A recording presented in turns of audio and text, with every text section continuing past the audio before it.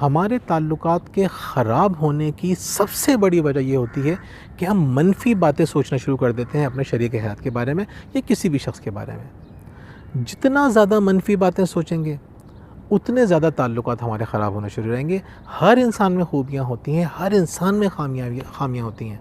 आप social media पे देखें, सोशल मीडिया पे बहुत सारे लोग आपको बहुत खुश नज़र आएंगे क्योंकि उन्होंने आपको जो तस्वीर दिखाई है कैमरे के लेंस से वो दिखाई है कि जिससे वो बहुत खुश नज़र आ रहे हैं। लेकिन अगर आप उनकी ज़िंदगी में झाँकेंगे तो आपको डिप्रेशन के मरीज़ नज़र आएंगे। हमारी इस मुल्क की आधी आबादी नफ्सियाती मरीज़ है, लेकिन आप सोशल मीडिया पे उनको देखते हैं तो आपको लगता है कि उनसे ज़्यादा खुश कोई नहीं है।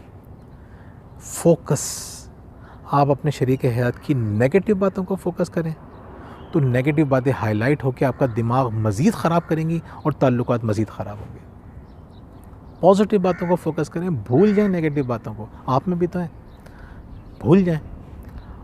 आप उसकी बातें भूलेंगे तो अल्लाह ताला आपकी पर्सनैलिटी को और मज़ीद बेहतर करेगा, आपके दिल में और सुकून डाल देगा। तो नाज़रीन, मोहब्बत से चीज़ों को बेहतर करें।